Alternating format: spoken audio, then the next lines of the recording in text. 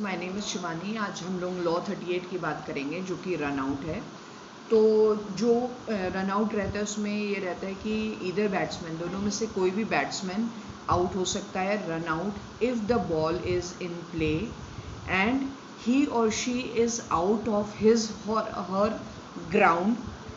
और उसमें क्या होता है कि उसका विकेट जो है वो फेयरली पुट डाउन बाय अ फील्डर होता है, even though no run is attempted by the batsman or batswoman or even though it being a no ball। तो इन सब सिनेरियो में जो एनी ऑफ दी बैट्समैन रहता है वो रन आउट हो सकता है।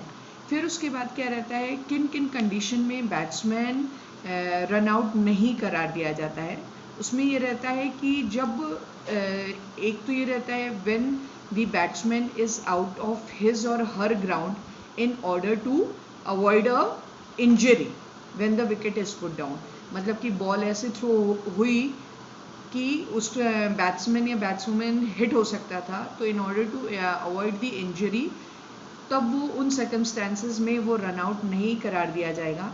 फिर उसके बाद क्या हुआ कि the ball delivered by the bowler has not made any contact with the fielder before the wicket is put down. तो ये जो विकेट पुट डाउन होता है, जब फील्डर के टच में बॉल नहीं आई, तो उसके दो सिनेरियोज हो सकते हैं। या तो भाई बॉल डायरेक्टली अगर थ्रो की हुआ तो विकेट कीपर के पास ही आई और विकेट कीपर ने ही, मतलब थ्रो नहीं हुआ, विकेट कीपर के पास ही आई और विकेट कीपर ने उसको स्टम्प आउट कर दिया, या कि वो बोल्ड हो गया। तो ये सिनेरियो रहता है जब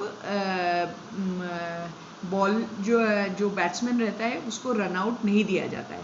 फिर उसके बाद इसमें ही फर्दर ये रहता है कि striker is not out, run out.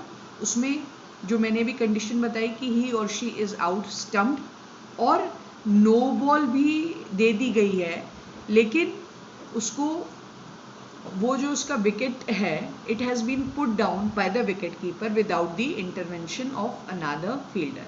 तो ये जो सिनेरियो रहते हैं, ये रूल्स के जो हैं कि batsman not out, run out, वो स्टम्प्ड के सिनेरियोज रहते हैं। तो इसके लिए ये भी अगर वो करेगा, he or she is out of his or her ground not attempting a run, तब भी वो नॉट आउट रहेगा रन आउट में। फिर उसके बाद ये रहता है, लेकिन अगर उस स्ट्राइकर के पास रनर है and he that runner is out of his or her ground, तब रन आउट दे सकते हैं। ये हम लोग ने पहले भी डिस्कस किया था, बैट्समैन हैविंग अ रनर। फिर उसके बाद क्या रहता है कि जो बैट्समैन जिस तरफ का विकेट पुट डाउन करा गया है फील्डर के द्वारा, उस साइड का बैट्समैन ही रन आउट होता है। और जो रन्स स्कोर रहते हैं वो इस तरह से रहते हैं कि any completed runs before the action of being getting run out, that those runs are scored along with any of the penalties. और अगर इसी में यही रहता है कि अगर स्ट्राइकर का जो रनर है, तो उसमें अगर उसका रनर ही रन आउट हो जाता है, तो उसमें all runs to the batting side from that delivery shall be disallowed. अगर 1 रन पेनाल्टी है, that will stand, 5 run penalties will also stand, and the umpire shall return the non striker to his or her original and. सो इसमें यही रहता है कि bowler जो रहता है उसको क्रेडिट नहीं मिलता है रन आउट का। इसको हम लोग एक बार फिर से अगर मैं इसको दोहराऊं फ्रेंड्स, तो 4 कंडीशंस रहती हैं जिसमें बॉलर को क्रेडिट नहीं रहता है। सबसे पहले रहता है हिट द बॉल ट्वाइस, इसमें बॉलर को क्रेडिट नहीं मिलता है, हिट विकेट में मिलता है।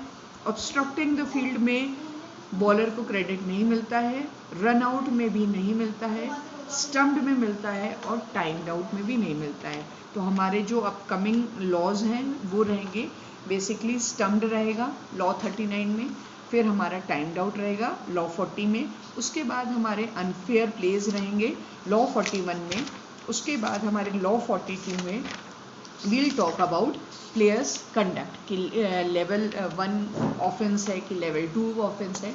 तो that's it friends, thanks a lot, bye.